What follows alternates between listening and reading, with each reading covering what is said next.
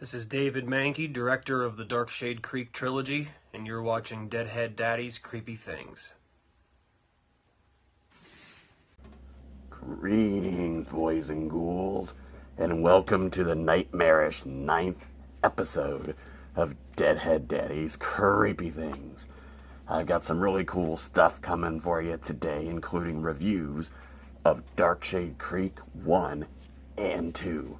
If that isn't enough for your Dark Shade Creek fix, director and writer David Mankey will be stopping by the show to give us just a quick update on what's going on with the making of the third film, which they'll be filming this summer. If you're in the mood for some music, I'll be reviewing Dreams in the Witch House, the rock opera, as well as a whole bunch of CDs from Majik Ninja Records. So, stick around and I hope you enjoy the show. Booyah! Reels for the Wretched. Okay, welcome to Reels for the Wretched. And as promised today, I am going to be reviewing Dark Shade Creek and Dark Shade Creek 2. These are available from Dark Shade Films and are being currently distributed through Scream Time Films, which is the company that brought you the classics Zombified and Death Rock Zombies, which are reviewed in an earlier episode. Anyways, about these movies. In my opinion, I am sick and tired of Hollywood and all their reboots and remakes and rehashes and all of that crazy stuff. What this generation needs is a new generation of slasher. Let's make horror great again. And I think Cyrus, the slasher in these movies, is just the man to save horror these days. Anyways, these movies are actually really fun movies. Your typical low-budget horror films that we all love to follow. But Cyrus is a very original slasher with an original backstory. I'm not going to ruin it for you because I want you to see these movies, but they're fun. I will tell you, the only downside is the pacing is a little slow in these movies, but David Mankey, the director and writer, has a great eye for horror. There's a lot of little shots in there that are just really neat that you don't expect to see. So, I did enjoy these movies. I'm very excited to be recommending them to you, and not only am I excited to be reviewing them for you, but David Mankey decided to stop by and film a little update on what's going on with the making of episode 3. So, stick around for that, and definitely stop by Scream Time Films website, which I'll put in the links, and pick these up. They're definitely worth your time.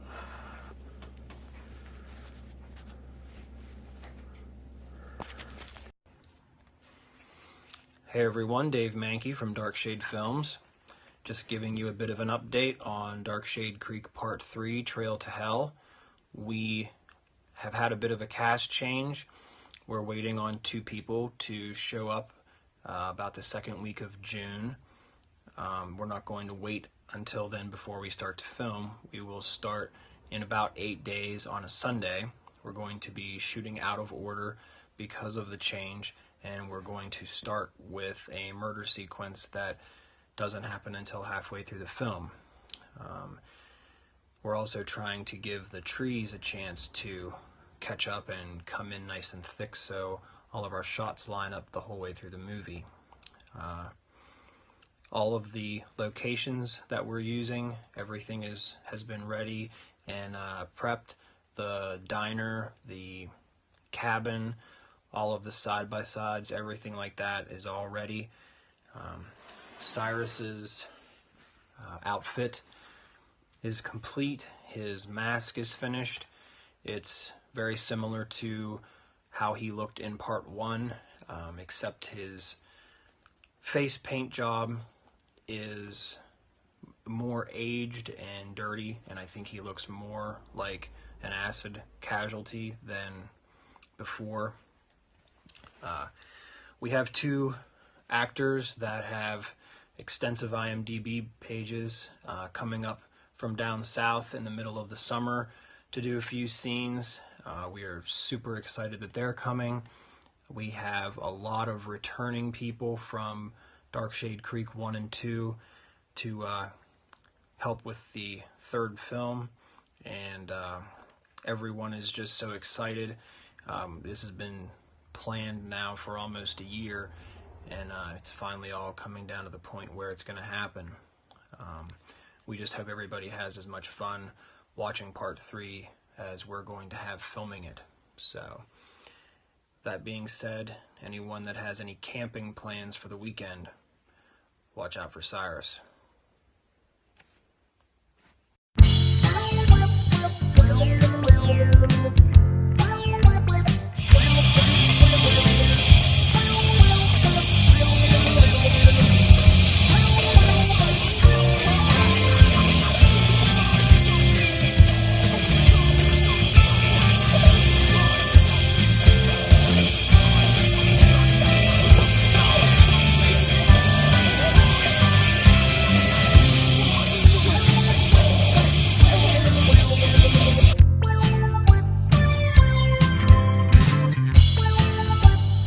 Macabre Melodies. Okay, here we are with Macabre Melodies, and I've got a lot to talk about on this episode. First, I want to talk about a really, really, really cool rock opera. It is called Dreams of the Witch House, and it is based on the H.P. Lovecraft story, which is just a great idea for a rock opera. Now, I grew up listening to classic rock and all kinds of good hard rock, heavy metal, and rock music. So, the classic War of the Worlds rock opera is kind of set the standard for me on what I expect with rock operas. It's a great album, but Dreams of the Witch House definitely tops that album. It's great. It gives you a prog rock feel, a metal feel, very dramatic and exciting, and tells H.P. Lovecraft's story in such a great and original way. I was so excited when I got this CD, and it did not disappoint me. I do want to tell you that Platform West, who produced the album, has continued to make a few additional companion songs to this album since its release. Now, you can go to Dreams of the Witch House on YouTube. Just go ahead and type that in and search it. And you can find those additional songs for free. Check them out. They're really cool and fit the album really well. But this album will creep you out, and it'll definitely entertain you. So I think, if nothing else, no other CDs that I have recommended so far, definitely check this one out. You will love it, I guarantee. Speaking of music, not just fairly recently, I contacted I guess you could say, hip-hop metal band Twisted, and asked them for a copy of their latest CD, which is called The Continuous Evolution of Life's Questions. So when they got back to me and said they would, I was pretty excited. But the gang at Majik Ninja Records surprised me and sent me not just Twisted, but 6 other CDs from their artists. Now, I'm not a huge fan of hip-hop and rap, but if that is something that you like, but you want a little horror feel to it, definitely check out the artists on this label.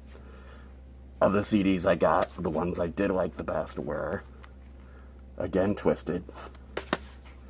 I also was a fan of The Casket Factory by Blaze, as well as Boondocks the Murder, and finally, Lex the Hexmaster and Contact. Now, I do want to tell you that these CDs are, of course, do have some foul language and things like that in it, parental advisory and all that, so not something for the little boils and ghouls in your home. But again, if you like the hip-hop, you like a little horror mixed in, definitely check out Majik Ninja Records. I think you will dig it a lot. Alright. Well, my boys and ghouls, that is it for our 9th episode. As always, I appreciate you checking us out. If you do like this video, please like it. Of course, subscribe to our channel, subscribe to our Facebook page, and please tell your friends. Let's make this thing huge. Before I let you go, I want to make sure to remind you that we are now being aired on the Vortex Horror Host channel.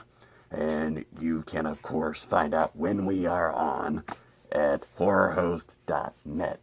Also, if you missed it last week, I made a guest appearance on the Eerie House radio program.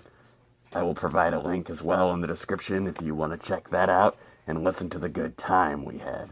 Dale K and his friends at Eerie House know how to put on a great show, and you get to hear some old-time radio as well. So definitely check that out. And finally, I want to recommend you guys support a really cool new store called It Crept from the 80s. They're in Rochester, New York, and it is basically a video store and entertainment boutique catering to fans of the 80s. If that is something you think you would like to back and support, I will put a link to their Indiegogo site also in the description. Great guys, it's a great idea and it looks like it's a lot of fun. Alright, again, thank you for watching, and as always, stay creepy.